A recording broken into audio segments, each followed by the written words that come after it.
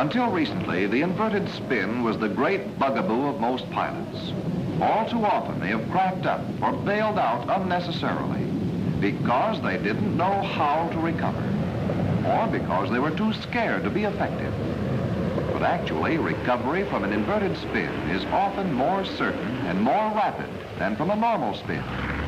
Although there is a definite restriction against spinning naval aircraft in the inverted position, this has been lifted in the case of the M3N3. When checking out in inverted spins, the best method for entering the maneuver is from the half-loop position. But before beginning the loop, be sure you have an altitude of at least 5,000 feet.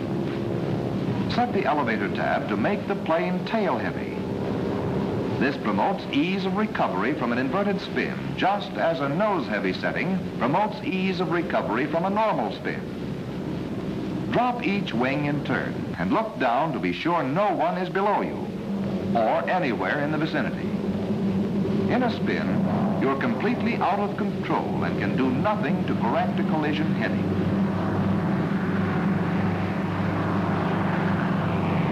Also, swing your nose out of the way to be sure no one is beneath you off the 12 o'clock position.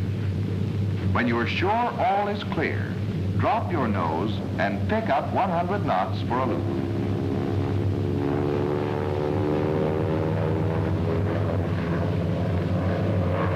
When the plane's nose is about 30 degrees above the opposite horizon in the inverted position, ease the stick forward to keep you in the inverted position.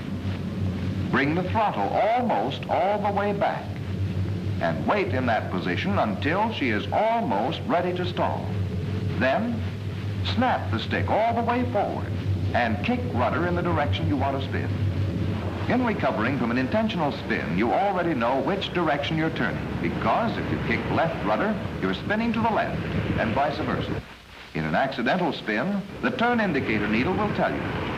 If it indicates you are spinning to the right, for example, you kick hard left rudder.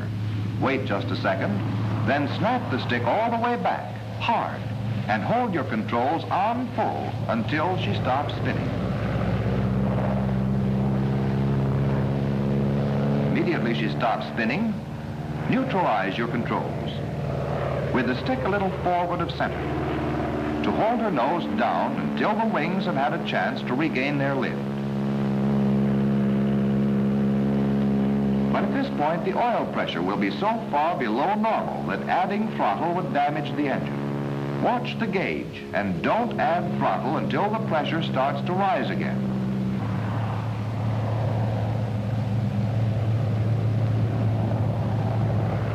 There are a number of mistakes which are frequently made in entering and recovering from inverted spins, but they are easily avoided if you know what they are.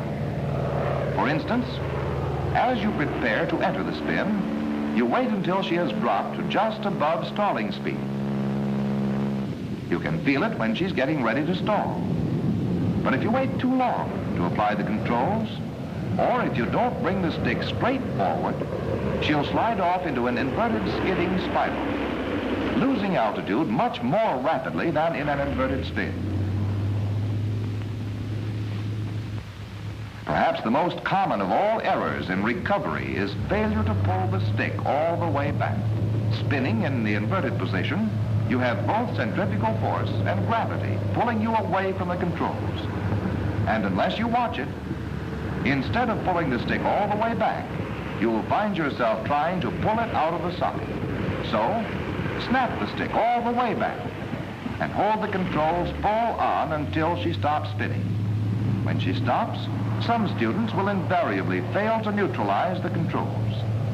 This brings the plane up sharply, so she stalls out into a normal spin. Control should not only be neutralized, but the stick should be moved up a little forward of center to keep the plane's nose below the horizon until the wings have regained their lift. Mistakes are frequently made in inverted spins because in the inverted position, a pilot becomes confused as to which is right and which is left. And yet there is no reason for confusion.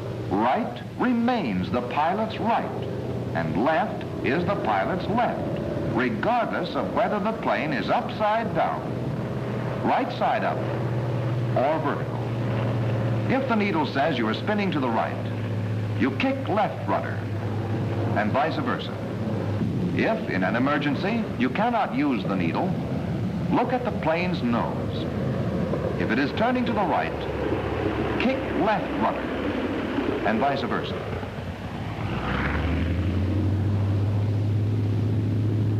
Never forget that your nose always follows right rudder to the right.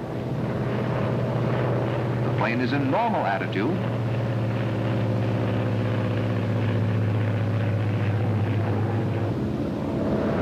Or if it is inverted.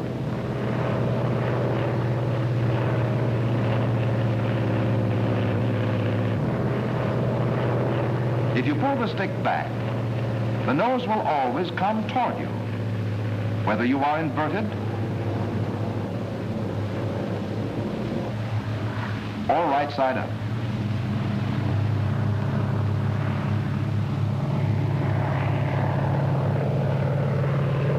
And if you push the stick forward, the nose will always go away from you. The inverted spin bears some relation to the normal spin, in that any plane that is difficult to spin may also be difficult to bring out of a spin. The higher altitude at which the plane is spun, the more difficult it will be to bring it out. An increase in altitude has the same effect as an increase in wing loading. But the inverted spin differs from the normal spin in that recovery from the inverted spin is often more rapid and more certain than recovery from the normal spin. Occasionally, in the early stages of a spin, an inexperienced pilot is unable to determine whether he is in a normal spin or an inverted spin. The sensation of being thrown away from the controls is a certain indication that the spin is inverted rather than normal. If the spin is accidental, you will first have to cut the gun. Look at the turn indicator needle to see which direction you are spinning. Kick hard opposite rudder. A second later, snap the stick all the way back.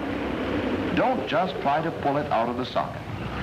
As soon as you stop spinning, neutralize rudder and bring stick a little forward of center to keep the nose below the horizon until the wings have had a chance to regain their lift. Then bring the stick back slowly and ease the throttle on very gradually to prevent engine bearing damage.